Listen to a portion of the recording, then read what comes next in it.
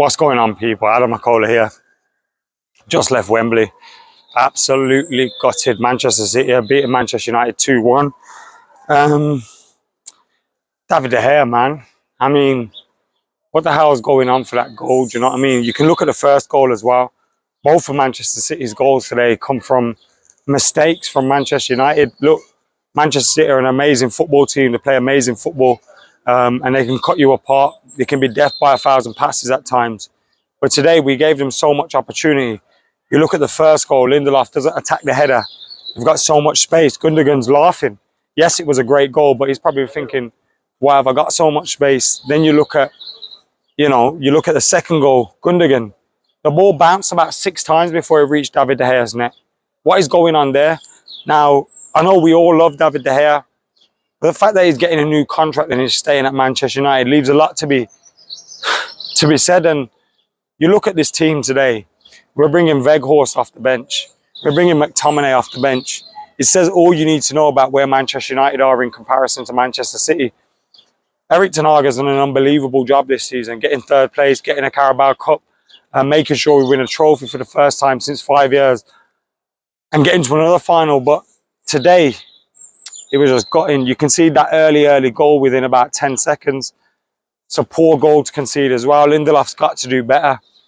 And then you can see that goal just after half-time through Gundogan, where it bounces on the way into the net. And you're thinking, is this how Man City have won this game with those kind of goals?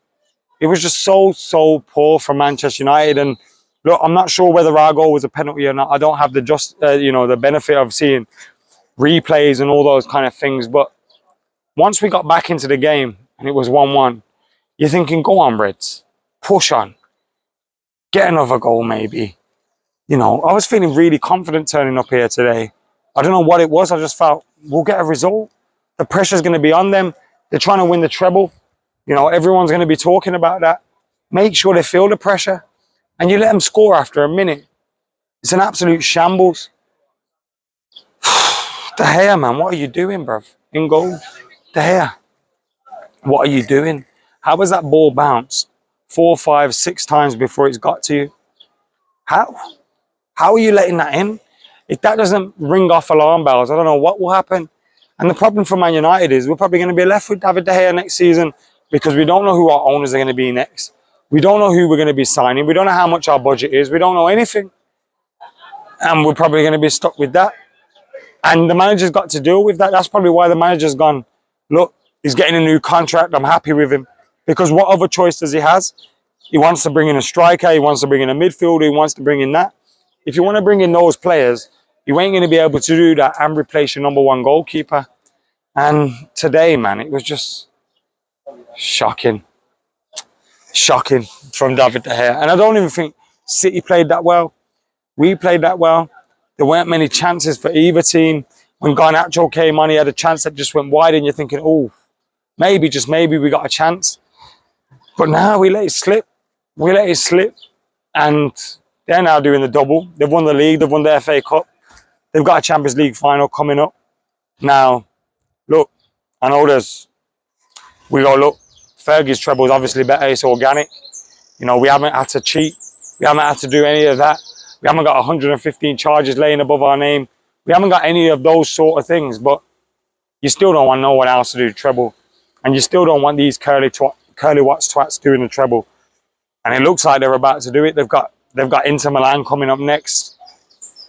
We had a chance to stop him, and it was just poor, man, today. I thought David De Gea was shocking. You can't let that ball bounce 4, 5, 6 times before getting to you. And yeah, United fans are disappointed. I'm disappointed. I'm absolutely disappointed. I'm so gutted.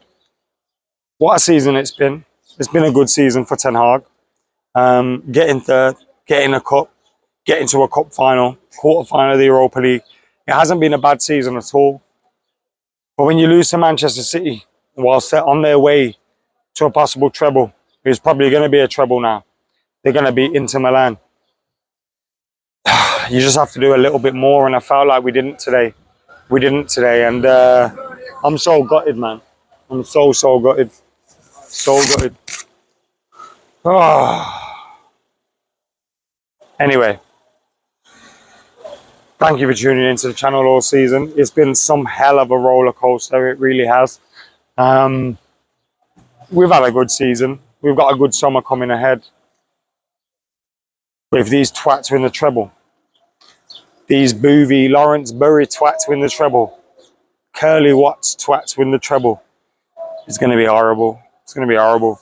I mean, when we won the treble in 1999, they were playing against Gillingham in a playoff. Do you know what I mean? It shows you where they are. It shows you how they've got it. This ain't organic, but nevertheless, the noisy neighbours from across the road are probably about to go and do the treble. United had a chance to stop them, and I just felt we didn't. There were times today where the ball was up in the air, City are about to bring it down, and we're just watching them. We're just watching them bring it down. So frustrating, man. I'm gutted. I'm gutted. I genuinely thought we were going to win today, but I'm also hopeful. And you look at Manchester City probably winning they've won the double, probably win the treble. If that isn't a message to our potential new owners, you know, go and sort this shit out. We've got a club like Manchester City who are absolute scrubs. You know what I mean? There's so many. Traditionally, they're not even a Premier League club, and they're out here winning everything. If you get it right with Manchester United, if you can, you know, lay the foundations, get the transfer business right, get everything right around the club, Manchester United will easily, you know, be back at that table, dining at that table. But under the Glazer ownership, over the last 10, 15 years, while the 10 years without Sir Alex Ferguson, and under the Glazer ownership, we've let it slip. We've allowed the likes of Manchester City, Liverpool, you know, Chelsea, Arsenal, to go ahead of Manchester United. And that shouldn't be on. Manchester United have to do better. And the next owners need to know that, whether it's Sir Jim Ratcliffe, whether it's, you know, I can just hear them clowns fucking celebrating. It's so annoying. Whether it's the Qataris or whoever, they need to know Manchester United need to get back to where we were. We need to get back to winning things. And we need to get back to trophies, because this ain't on.